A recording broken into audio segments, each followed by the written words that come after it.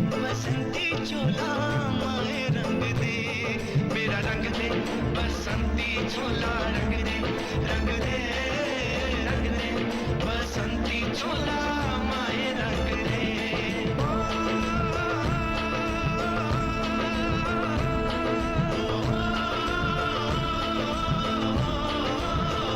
पंजाब, हरियाणा और उत्तर प्रदेश के कुछ क्षेत्रों में अन्ना की जनतंत्र यात्रा के प्रथम चरण के बाद दूसरा चरण राजस्थान में संपन्न हुआ। इसके बाद उन्होंने जनतंत्र यात्रा के तीसरे चरण की शुरुआत 14 मई को उत्तराखंड के ऋषिकेश से की। उत्तराखंड में अन्ना बड़कोट, ब्रह्मखल, उत्तरकाशी, चंबा, श्रीनगर, रुद्रप्रयाग, जोशीमठ और बद्रीनाथ होते हुए भारत के अंतिम गांव माना तक पहुंचे। 20 मई को अन्ना नारायण बागड़, कुलसारी और ग्वालदम होते हुए कौसानी पहुंचे। नारायण बागड़ में जनसभा को संबोधित करते हुए अन्ना ने कहा कि जनता मालिक है और नेता उसके नौकर हैं, लेकिन मालिक अपनी ताकत भूल गया है, इसलिए उसे फिर से मालिक की भूमिका में आना होगा। जनतंत्र के हाथ में चाबी है, मतदार राजा है देश पर। हर एक इंसान, हर एक मतदार को सोचना है कि पक्षपात पार्टी भले ही करप्टेड लोगों को टिकट देते हैं, लेकिन मैं मेरा वोट ऐसे लोगों को नहीं दूंगा, 40% लोगों को वोटिंग करूंगा। डराने से नहीं डरते वतन के नाम पे,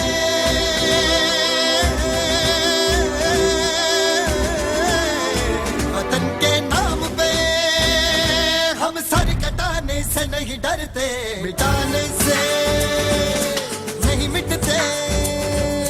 देश मेरे मेरी जान है तू, देश मेरे मेरी जान है तू, देश मेरे मेरी शान है तू, देश मेरे मेरी शान है तू।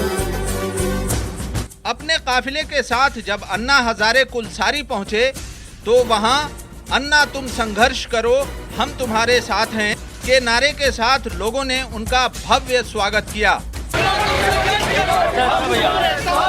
कुलसारी के बाद अन्ना हजारे ग्वालदम पहुंचे, जहां लोग करीब 2 घंटे से उनके आगमन का इंतजार कर रहे थे, लेकिन उनके चेहरों पर थकान की शिकन तक नहीं थी। अन्ना ने कहा कि आप लोगों के इसी प्यार से ही मुझे ऊर्जा मिल रही है और मैं 71 साल का युवा हो जाता हूं। उन्होंने लोगों से सशक्त लोकपाल बनाने के लिए सहयोग करने और सितंबर के पहले सप्ताह में दिल्ली में आयोजित होने वाली जन संसद में आने को कहा। राज्य में विधानसभा और दिल्ली की संसद,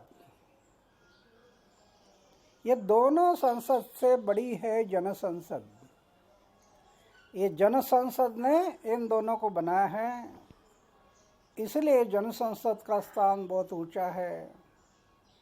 हम जल्दी ही दिल्ली में देश की जनसंसद बुला रहे हैं। देश के आगे की नीति क्या होगा, ये हम राय लेना चाहते हैं जनसंसद से। तो मेरी विनती है देश के भाई बहन युवकों से, उस जन संसद में आप शामिल हो जाइए। सोमेश्वर, रानीखेत और अल्मोड़ा में जनसभाओं को संबोधित करते हुए अन्ना हजारे ने कहा कि जब तक सशक्त जन लोकपाल विधेयक पारित नहीं हो जाता तब तक ये आंदोलन चलता रहेगा। रानीखेत और अल्मोड़ा में भी अन्ना हजारे और वरिष्ठ पत्रकार संतोष भारतीय का नागरिक अभिनंदन किया गया। अन्ना 23 मई को उत्तराखंड के कैंची धाम और नैनीताल पहुंचे।